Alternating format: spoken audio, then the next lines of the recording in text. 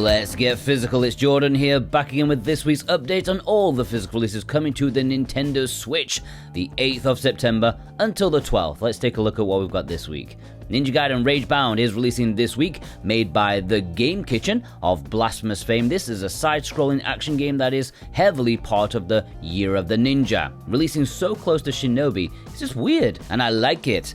Is coming with a lot of positive reviews in regards to the gameplay, although the 30 frames per second on the Nintendo consoles has disappointed some, especially considering the devs' previous games ran at 60. Hopefully there is a Switch 2 boost patch in the works, but anyways, it's nice to see Ninja Gaiden return, and also there's a new 3D game coming pretty soon. That's looking great too. There is a standard edition for this game in the West, however, it seems in Japan there is also a mini collector's edition that comes with a lot of small goodies like an acrylic stand, pin, coin, booklet, stickers, and a card. And if you want this or any of the retail games in this video, please consider purchasing via the links in the description and pinned comment. That massively helps me out in this series to keep producing useful physical content for you guys. VGP will be carrying both the Western edition and the Japanese collector's edition. They're a really nice company and they have free worldwide shipping on orders over 75 Canadian bucks, like 54 American dollars. And each week you get put into a draw to have a chance of winning a $10 discount coupon. Well, if you purchase via my links, of course. The winner for this week is,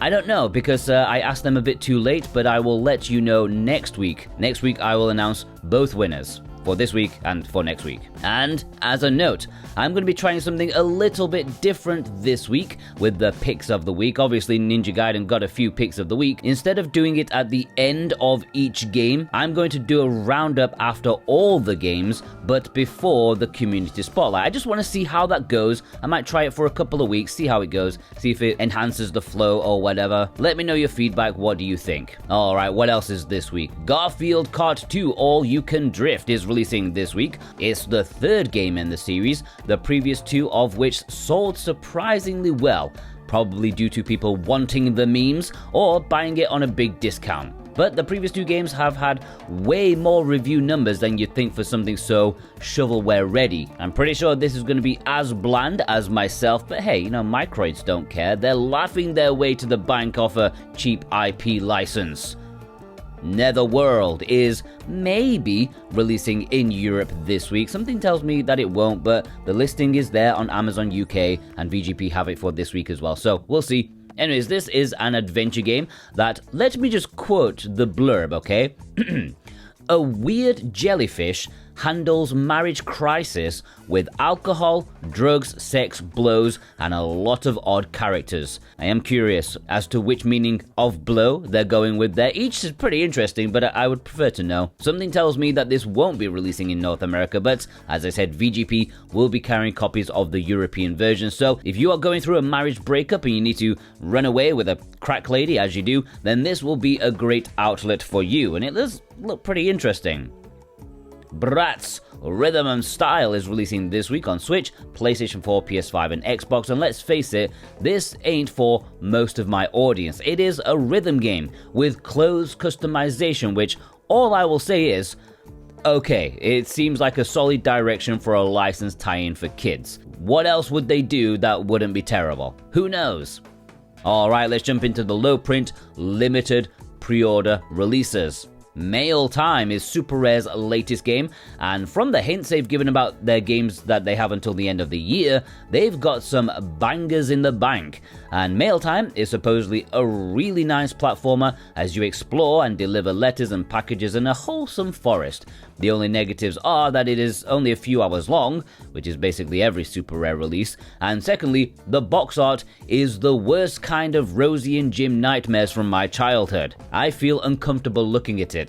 There are only 3,000 copies available, and this is being sold on Friday, which is unusual for Super Rare, but considering their normal Thursday slot is September 11th, well, you can put two and two together as to why. Dungeons & Dragons Neverwinter Nights 2 Enhanced Edition is limited runs released this week. I think they're having a bit of a quiet post-summer period. They've had a few big hits, now they're just chilling for a little bit, but this is still a fairly big release, all things considered. I mean, Neverwinter Nights is not a small franchise, made by Obsidian. It was a PC RPG that I never played because this is the first time it's been on consoles, and it looks pretty cool. A strong storyline, classic Western RPG gameplay. I don't know how well it made the transition to Switch, but I think it's pretty cool, and it's going to be a popular release that I personally think could have been at retail, although the file size is extra chunky, so maybe that's why they need a 32GB cartridge for this bad boy. Alright, the imports. Yes, Play Asia territory. If you want to import any of these games, you can also purchase from Play Asia and get 5% off if you click my link and use the discount code Jordan2025, but also VGP will also be carrying copies of these games too. Magical Delicacy is releasing this week in both Japan and Asian regions. This is a side-scrolling platformer. In fact, it labels itself as a combat-free Metroidvania, so it's a pretty low-stakes game where you go out, gather ingredients, come home, and cook food. The latter part is supposedly pretty in-depth, or at least more demanding than most games with this kind of mechanic. It looks super cozy, and although it may not be problem-free, most people who appreciate a more chill experience seem to enjoy it. The physical release is in Japan and Asia. They do have English, and there has been no sign of a Western physical release. However, the publisher, Soft Source, has started to dip their toes into Western physical, so it may happen eventually, who knows. Akupara Narrative Pack is releasing in Asian regions this week. Japan will have to wait until next month. While this kind of release isn't import exclusive technically, it is worth noting that it contains Behind the Frame, Etherbone, and Mutazione, I never can say that name, all of which got individual physical releases in North America. So yeah, there's technically nothing exclusive here, it's just an interesting, affordable option that can help save shelf space, and it will have English. Japan is also getting these two games, both of which got retail releases in Europe, but not in North America. And that's all the games for this week. Let's see what my producers picked as their pick of the week. My executive producers: God of Resin, Super Ben Julio, Dane Wilkinson, Ghost Bune, Cartoon Soren, Punky Dooster, Robotech, The Nemo 6, Thorn Metaluna, Adamantium, Ishin, Dave Huswaite, Sora Cat, Cookie Kid, Guido Savio, and Instacritic have chosen Ninja Gaiden Ragebound as their pick of the week. My executive producer, Michael Del Polito, has chosen Netherworld as his pick of the week. And my executive producers, Azareth and D's Nuts, are totally nuts because they've chosen Bratz Rhythm and Style as their pick of the week.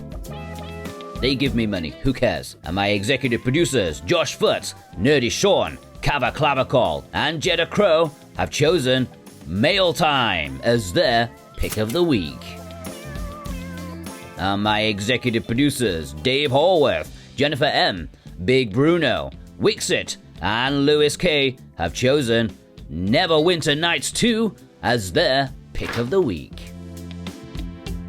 And my executive producers, Surfacing for Air and Danielle O, have chosen Magical Delicacy as their pick of the week. And my executive producer, Vei, my man in Japan, has chosen Akupara Narrative Pack as his pick of the week. Ninja Gaiden Ragebound is the clear winner this week.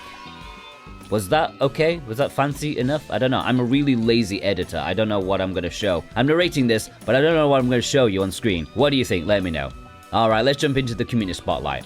Executive producer Lewis K sent in this photo with a Ranger. I swear Limited Run were supposed to do this, but I can't find any evidence of it existing. Did I just dream it up? If I did, well, this is a Japanese exclusive release, and Asia. Executive producer Adamantium sent in this photo with Date Everything. Looks like it's already affecting the coffee machine. You'll be married to that in no time at all. Alia A sent in this photo with, I think, the collector's edition of Super Robot Wars Y, which is really nice to see. Comes with acrylic stands of the original characters and that figure thing, as well as some other stuff. Executive producer Big Bruno sent in this photo with a nice helping of imports, including the Valette Collector's Edition.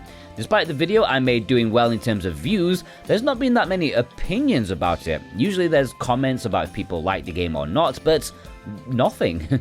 Bill R sent in this photo with 3 imports. He said Doomsweeper is more fun and addictive than you'd think. And I would agree. It doesn't look like much, but the gameplay, there's something about it. Executive producer Cartoon Soren sent in this horror picture with the collector's edition of Corpse Party. Sadly, I believe the Blu-ray is region locked or something, which is insane. Who is region locking movies? What's going on? Costi.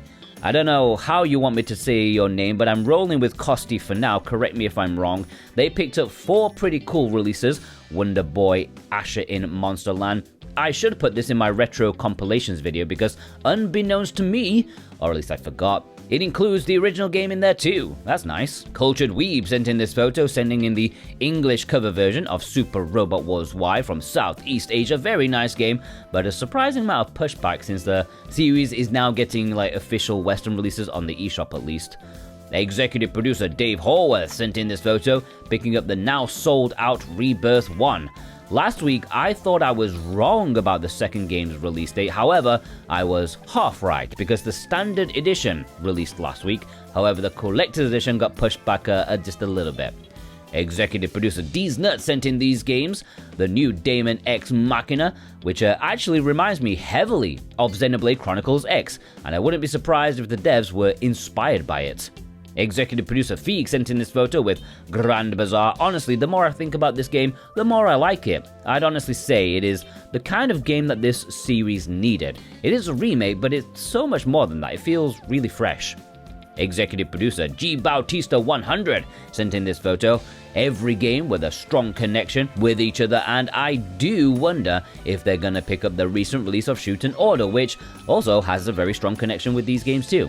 VGP and PMP games are struggling to find stock for it though. Executive producer Ghost Bune sent in this photo with the collector's edition of Story of Seasons, the first one on the Nintendo Switch 2. That's gotta count for something, and at least it's for a good game. Executive producer Instacritic sent in this photo, including the collector's edition of Cosmic Fantasy Collection 2.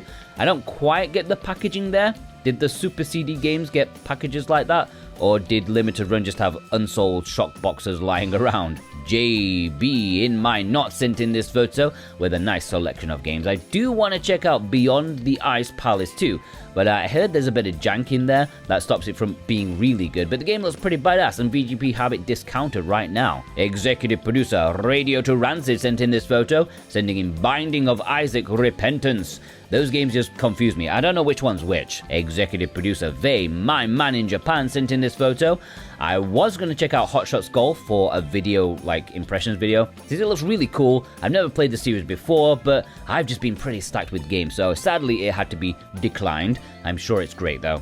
Wim P sent in this photo with many releases from Japan.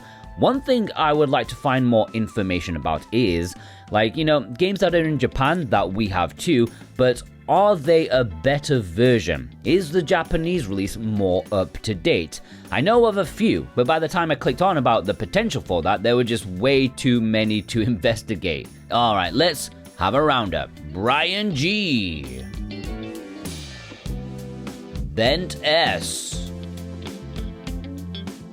Dead Bunny's YouTube. Clerks. Andrew R. Stefan N. McLaren. Gundam Base X E. Steph M. Shlomo. Twig E. Kresalak. Needless Dragon. Doki. Rainbow Pickle Gaming. Starvey. Steel Door.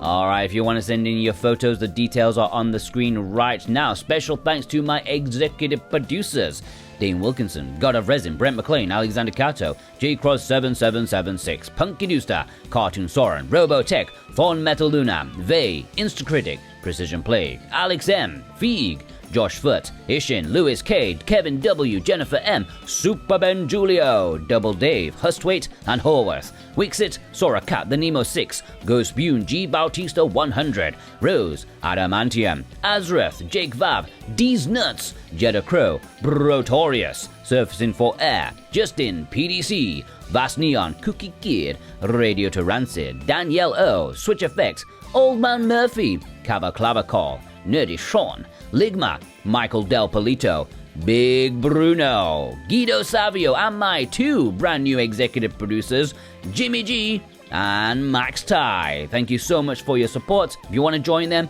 join the Let's Get Physical producer role on Patreon with the link below. But if you don't want to, no worries, you're still a legend for watching all the way through anyways. If you watched all the way through, please leave me a ninja emoji in honor of the Ninja Gaiden. Ragebound. An angry ninja. Leave me an angry ninja. Can you do that? I don't know. Go check out some of my other stuff. Got a lot of videos for you guys. Go check them out and have a fantastic day. Take care.